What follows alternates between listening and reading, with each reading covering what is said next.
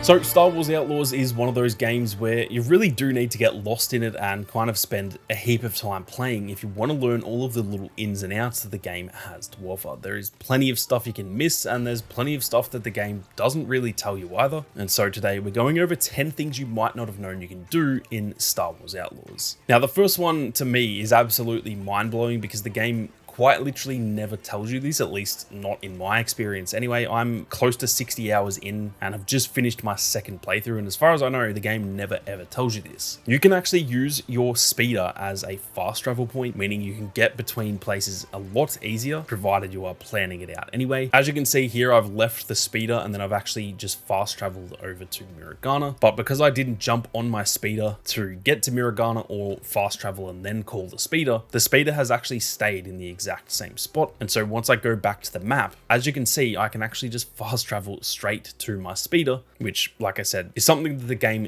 does not tell you. And it is really, really handy if you know you're going to have to go back to a location, for example, if you're about to start a main mission, but then you just quickly need to go to a vendor in Miragana or something like that, then you can just leave your speeder there, fast travel over to Miragana, and then fast travel back once you've got the items you need. And this is going to save you a hell of a lot of time. Now, the next one also involves fast travel, and this is something that I did not know for my entire first playthrough of the game, and that's because the first time I tried to do this, it actually didn't work. For those of you who didn't know, you can fast travel straight to a different planet. You don't actually have to get into the Trailblazer and travel there yourself. Now, for any of you who have tried this and it didn't work, there's usually a reason it doesn't work. Sometimes it's because there is key dialogue going on. It can even be little things like you're wanted or you're just in a restricted area or something like that, and that will completely interrupt fast travel in general, which makes it seem like this is not possible. That means for me, in my first playthrough, I was always traveling manually to different planets. I would often fast travel around those planets, but if I wanted to go from Toshara to Tatooine, for example, I literally got in the Trailblazer and went to Tatooine myself, but you do not have to do that. All you need to do is zoom out on the map, head to wherever you want to go, and as long as there is a fast travel point there, you can fast travel. Like I said, if it's not working for you guys, that means there is a reason. Generally, it means you just need to get out of a restricted area or something like that, and that will allow this to work. Now, something else that the game doesn't really tell you, it is there when it comes to the UI, but it's just not very apparent, and this is something that I've been getting a lot of comments about on previous videos. This is the ability to leave annotations on the map, which is super, super handy, especially when it comes to the kind of Metroidvania elements that happen later on in the game. If you find something on the map that you know you're going to be able to get back to later on, and with a new ability you can get into a new area, for example, or hell, if there's even just something that you find that you want to come back and explore later, but you just maybe want to do a main mission right now, you can actually leave annotations on the map, which is just these little sort of icons. There are, I believe, 10 different icons you can choose from, maybe even 12. And you can even choose the color. So there are 3 colors that you can have your own little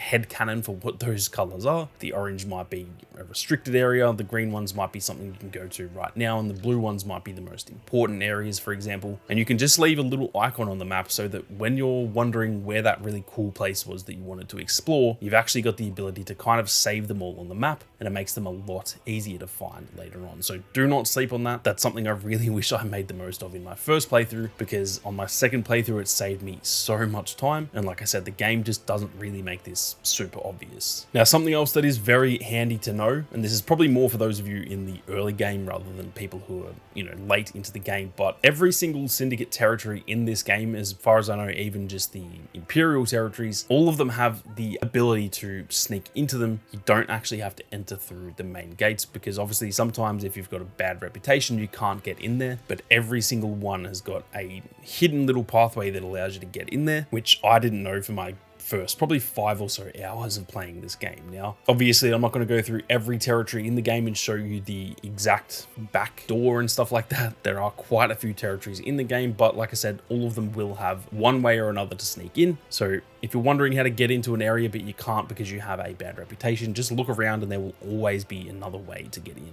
Now, something else that I think a lot of people don't know, because I've had a lot of comments talking about people hating these, this is the slicing and the rhythm mini games that are in this game. The slicing one is that kind of Wordle game that you have to chain together all the right icons, and then that will allow you to slice that terminal. And then the rhythm game is the one that is kind of just like a lockpick mechanic, I guess you would say. Now, me personally, I really like the rhythm one, but I'm not the biggest fan of the slicing one. It felt very repetitive. I do like Wordle, so playing it for the first few times was pretty fun, but I got sick of it pretty damn quickly. Now, the good thing is you can just turn both of these off in the settings, and it means that when you go into those menus, it'll just kind of automatically do it for you. So you will still need to slice things and stuff like that, but when you go into that, it'll just be automatically done and you can kind of get on with the game. Like I said, I think the rhythm one is really fun, but for me, the slicing one is really, really annoying. So if you guys didn't know, you can just turn those off. Now, before we go any further, if you guys are new to the channel and you are interested in more Star Wars Outlaws content, be sure to hit that subscribe button. There is plenty more content on the way, so make sure you don't miss out. Now, again, something else the game does not tell you at all is the fact that you can remove your wanted level at Imperial outposts, which is very, very clutch if you are wanted by the Empire and you desperately don't want to be. There is one mechanic in the game where usually there is some sort of corrupt Imperial officer in any of the key cities throughout the game. You can go up to them, you can pay them some credits, and they will remove you from that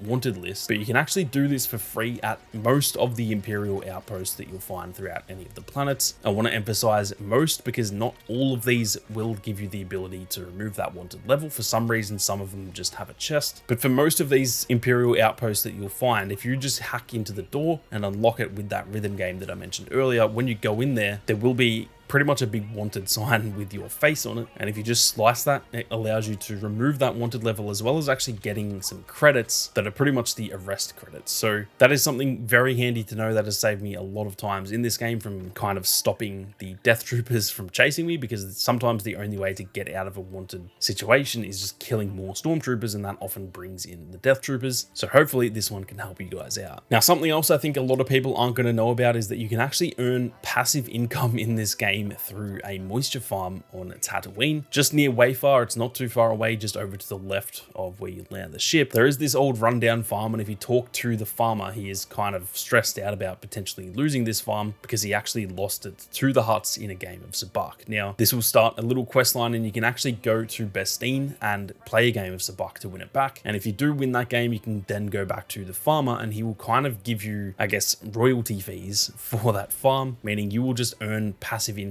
every couple of days. When you're playing, you'll just randomly be given, I believe it's 500 credits, and this is a really, really good way to just get some kind of free money that you're not really doing anything for. Now, something else that I thought was really cool is that if you guys didn't know, if you aim your blaster at Nix, it will actually allow him to do this little game where he plays dead. K says bang, and then he just rolls over and plays dead, and it's really, really cool. It shows the level of detail that the developers put into this game. Now, I will say, for the first person ever who found this out, I just want to have some words. I want to know why the actual fuck you were aiming your blaster at Nix, but regardless, it did unearth this really cool little Easter egg, and I thought that's something that you guys should definitely know about. Now, before we get into the final two things in this video, I do want to say this is kind of a little spoiler warning. None of these are to do with the main story or anything like that, but these are just two characters that you guys may not know are in the game. One of them is a relatively big character in Star Wars. One is an unknown character, but it's someone that you guys may just want to unearth on your own. So I thought I'd throw in a quick spoiler warning before we move on to these. Now, if you're still watching and you're fine with spoilers, something that is really awesome in this game that I'm sure a lot of people won't actually get to is the fact that you can play Sabacc against Lando. If you progress through the kind of high roller quest line, I guess, that Dunker gives you very early on in the game, as you progress through that and beat different high rollers, eventually you will come up against Lando in his little den on Akiva. And not only is it just awesome to be able to play a game of Sabacc against Lando, but if you do beat him, you'll get this really cool blaster skin as well. And he does become the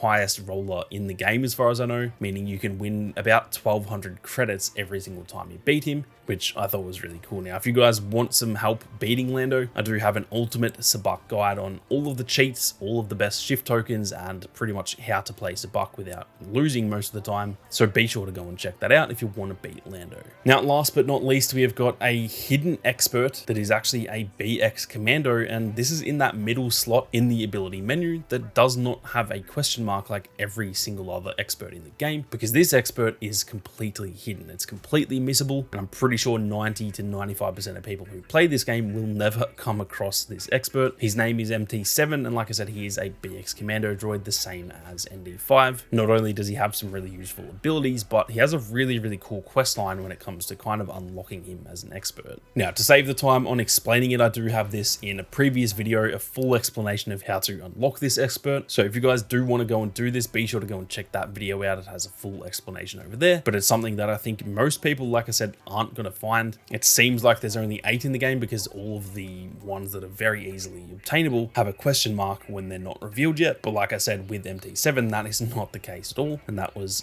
pretty cheeky, in my opinion, from the developers. But that is it for 10 things you may not know in Star Wars Outlaws. I'm keen to hear any of your own as well. So if you guys have got some stuff in this game that you don't think most people know about, be sure to leave a comment down below. I may even be able to make a follow-up to this one. But with that being said, thank you all very much for watching. You guys have a great day, and may the Force be with you always.